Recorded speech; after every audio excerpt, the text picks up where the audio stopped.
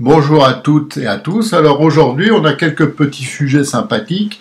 Alors le premier, celui qui me semble le plus important du moment, c'est l'histoire de Callac, ce petit village breton, qui va accueillir des réfugiés.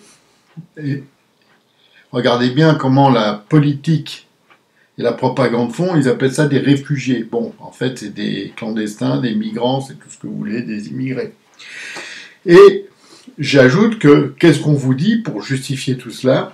Que cela cristallise les inquiétudes de l'extrême droite en France.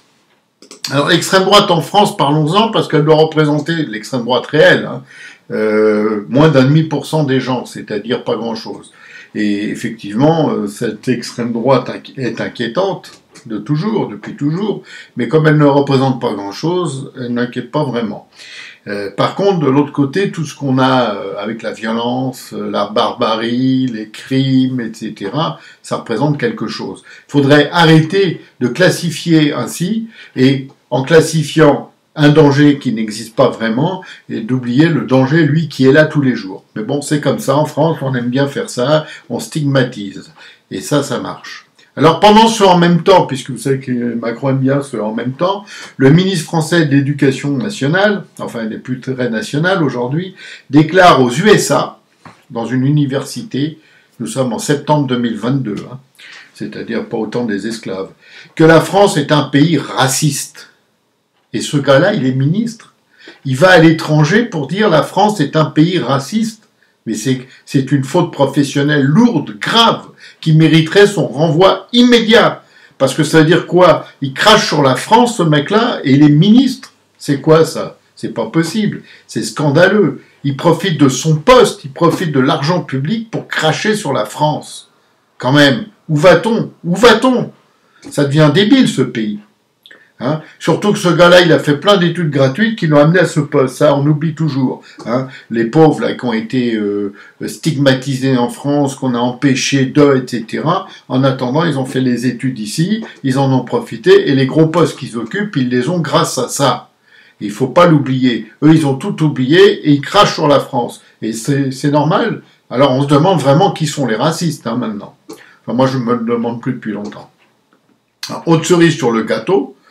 On a, tenez-vous bien, la présidente de la Commission européenne, qui n'avait pas l'air spécialement ivre, qui a dit à Strasbourg, concernant le conflit russe-Ukraine, je cite, qu'il ne fallait pas chercher l'apaisement. Je croyais qu'on voulait la paix. Alors quoi? L'Union européenne est pour la guerre. Elle est contre la paix. Et c'est ça, ces gens-là? Mais c'est pas possible, c'est pas possible. Alors aujourd'hui, cette dialectique de gauche, là, socialiste, écolo, communiste, bobo et autres, est parfaitement rodée. Et elle a la mainmise, elle possède la mainmise sur tous les médias. Les gens se disent de droite n'existent plus. Ils ne veulent même plus voter, ils ne veulent même plus se montrer. Ils ont peur, ils sont comme effondrés, anéantis, anesthésiés. Le français a disparu, quoi. C'est dire la situation catastrophique de ce pays au niveau du mental citoyen qui est proche de zéro. Aujourd'hui, vous pouvez mettre des annonces d'escrocs sur les réseaux sociaux ou de prostitution, de ce que vous voulez, ça passe tout seul comme une lettre à la poste. Vous venez dire quelque chose de vrai, ça m'est arrivé sur un réseau social, et on vous suspend. On vous suspend. C'est ça la démocratie. Et il y a des gens qui croient encore à tout ce verbiage, à toute cette infantilisation du système.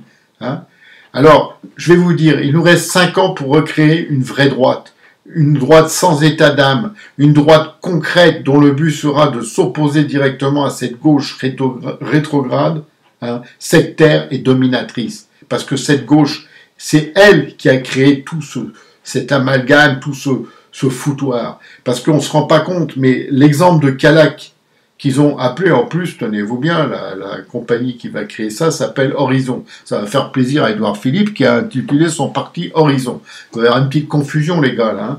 Et puis on nous dit qu'Édouard Philippe, aujourd'hui, c'est le candidat naturel pour succéder à Macron. Bon, pourquoi pas, au point où on en est, on peut aller de pire en pire, c'est pas grave, puisqu'on sait qu'on va y aller. Bon.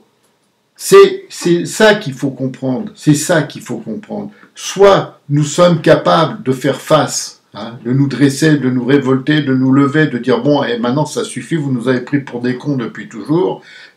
Vous êtes, vous, eux, la gauche, une entreprise de destruction de la France, organisée par des petits bourgeois qui s'ennuient, victimes de leur trop-plein de fric. Hein, et cette entreprise qui fonctionne malheureusement très bien, parce qu'elle a aussi les médias, les journalistes n'ont plus leur métier, il y a des dizaines et des dizaines de fake news par jour qui circulent, dans les médias officiels, bien sûr, payés avec l'argent du contribuable. Donc tout ça, il faut dire stop maintenant, c'est fini, on en a marre, on n'en veut plus, on veut que nos enfants, nos petits-enfants et ceux d'après, ils puissent vivre en France. Voilà. Est-ce trop demander? Est-ce être raciste que de demander cela? Eh bien, moi je dis que non, c'est pas raciste, c'est réaliste. Sur ce, je vous dis au revoir parce que je vais m'énerver, c'est pas bon pour moi. Et surtout, ne l'oubliez pas, on est de plus en plus mal, et même c'est pire que ça, parce que aujourd'hui, je peux le dire, c'est le début de la fin. Allez, ciao à tous et merci.